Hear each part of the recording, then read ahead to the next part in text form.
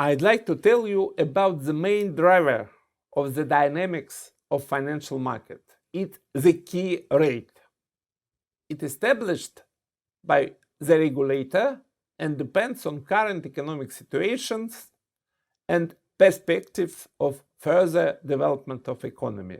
Trends in the dynamics of key rate influences the stock and bond market. Increase of the key market is reflected negatively on the stock and bond markets and vice versa. But the link is not linear.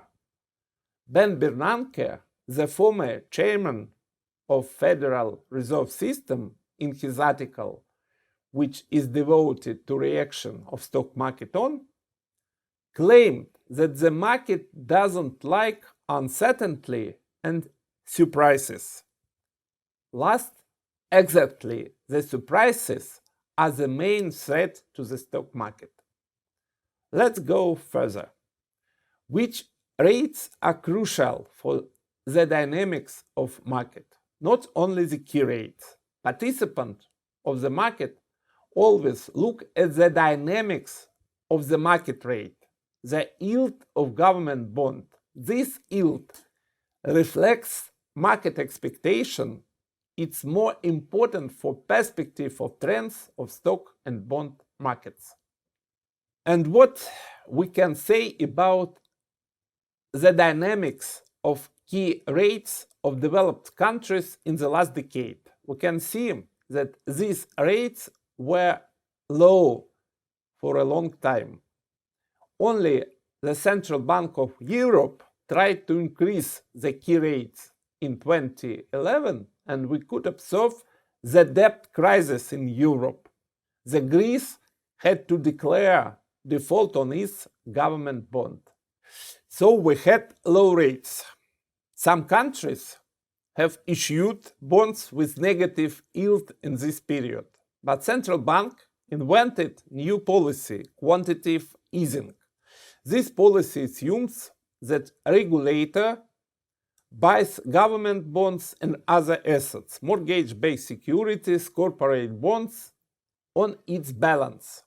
It helps to decrease the yield of bonds and give money to participants of market.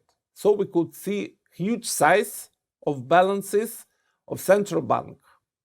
In 2021, total balance of 4 banks reached 44 trillion. The reset was useful during the pandemic. In 2020, in order to prevent crisis, Federal Reserve System bought government bonds and mortgage-based securities. It claimed it would buy high-yield bonds. The policy was effective in order to stimulate the economy, to give money to market. The policy helped the growth of stock market. But nothing can be eternal. In 2022, the Federal Reserve System began to increase the key rate in order to fight inflation. And now Federal Reserve System is conducting other policy, quantity tapering, sell assets from balance to the market.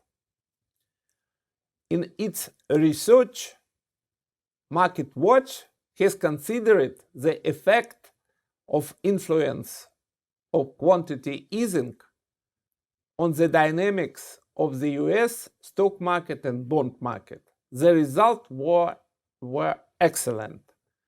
Thanks to quantity easing, we could see the hype on the US stock market. One of the consequences of this policy was the sharp increase of share of government bond which belong to the regulator. We can see this in the next picture. So what about the dynamic of the yield of treasuries in the last years? In the crisis, yield of 10 notes was not 0.5, it was a record. But after 2021, One, we could see opposite movement. In the condition of high inflation expectation and high key rates, yield of 10 treasuries had increased to 5%. I've said that many analysts and investors were expected Armageddon. Armageddon did not happen. And now we see the yield of 10 treasury at above 4%.